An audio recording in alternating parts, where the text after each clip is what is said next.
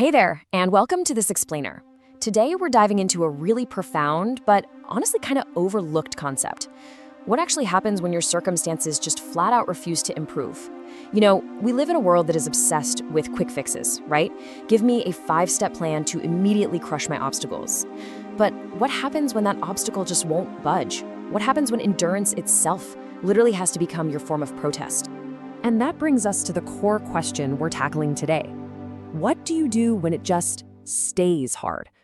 I mean, we usually know exactly what to do in a quick, adrenaline-fueled crisis, right? Fight or flight kicks in, and boom, we react. But long-term, unyielding hardship, the kind that doesn't just magically get better in a day or a week or even after you've desperately hoped for a break, that is a completely different story. It's the kind of situation where the easiest, most logical thing you could possibly do is just throw your hands up and walk away. You see, history, literature, even ancient scriptures, they absolutely love to focus on loud stories. Epic battles, sudden miracles, these dramatic overnight triumphs.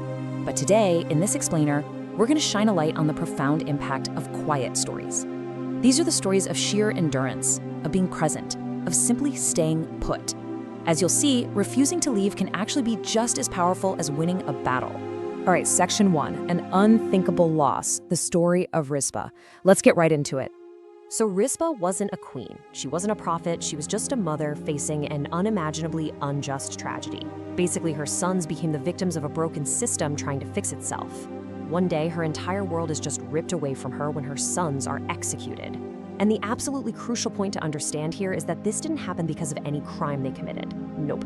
They were just the collateral damage of a political debt. This was a decision made long before they were even in the picture. An incredibly unfair, broken situation they were just born into, and they ended up being the tragic cost of it. It made zero sense, and it was completely unfair. And to make this unthinkable loss even worse, there was a deeply cruel aftermath. Their bodies were just left exposed, unburied, unprotected, totally dishonored. Now, to put that into perspective, in that specific ancient culture, denying someone a proper burial wasn't just a source of private grief for the family. It was a mark of immense public shame. It was basically the ultimate statement of stripping away someone's human dignity, loudly telling the whole world that these lives simply did not matter. Which brings us to section 2, the protest of presence, a mother's vigil. Now, most people faced with this overwhelming cocktail of grief and public shame would mourn privately, and eventually they'd walk away, right? I mean, it'd be the only way to survive it. But Rizpah, she does something no one expects. She doesn't retreat. Instead, she begins a vigil. And we're not talking about staying for an hour or a day here. During the days, she endured this scorching, relentless sun. At night, freezing cold. As weeks went by, she was literally physically fighting off scavenger birds and wild animals just to protect her sons' bodies. And guys, this went on for months. Rain fell, entire seasons shifted. Just imagine the sheer physical and emotional exhaustion. No applause, no audience, no one telling her she had to do it. Just a mother enduring the elements, absolutely refusing to leave. So why did she do it? Well, this wasn't just a mother lost in mourning. This was a visceral, physical protest. It was a bold declaration made completely without words, simply through a faithful, unrelenting presence. Can you imagine the people walking by, probably asking her why she was still there, telling her she wasn't going to change anything, telling her to just go home? But her presence was her declaration. She was screaming to the world that her sons mattered, that they would not be forgotten, and they absolutely would not be discarded by some broken system like they meant nothing. And this brings us to the brilliant heart of her whole story. Love doesn't always look like winning. Sometimes it looks like staying. True faithfulness, real, gritty love doesn't always come wrapped in a triumphant, loud victory. When you can't fix the situation, when you can't reverse the tragedy or undo the injustice, sometimes the absolute greatest, most powerful act of love is simply refusing to walk away. Moving on to section 3, changing the immovable, the ripple effect. Here's the thing. When you persist, even without an audience, eventually the immovable systems around you begin to notice the friction. Let's trace this out step by step. Step 1, Rizpah refuses to disappear. She just stays. Step 2, because she stays for so long, eventually someone notices, and word reaches the absolute highest level of power. King David himself hears about this mother out on the hill. And step 3, The king responds. The bodies are finally taken down, honor is restored, and a proper burial is given.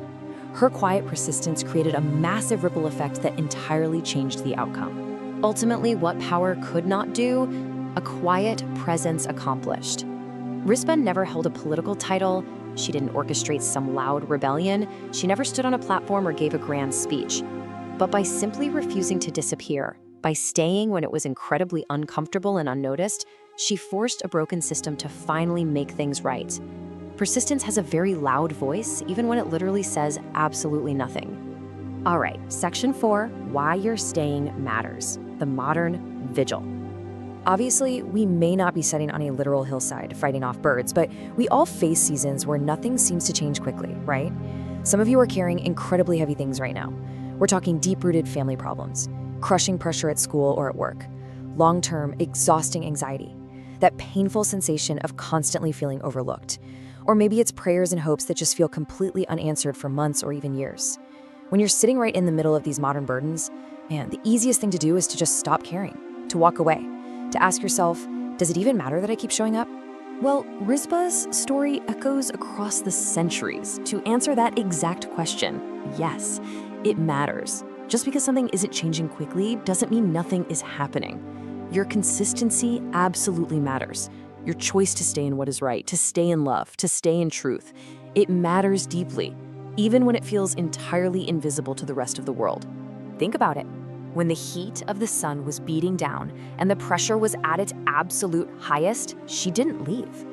When people probably whispered that she was crazy, when it felt completely pointless and ignored by the whole world, she didn't quit. She never stopped caring. She stayed. And because she stayed, her quiet faithfulness ended up being the very thing that moved what everyone else thought was completely immovable. So, as we wrap up this explainer, I really want to leave you with this final, crucial thought to carry with you today. Take a second and ask yourself, what immovable mountain in your life isn't asking you to win right now, but is simply asking you to stay? Don't quit too early, don't walk away too soon, because sometimes the absolute strongest, most powerful thing you can possibly do is just stay. Thanks so much for joining me for this explainer, guys. Keep showing up, and I'll catch you next time.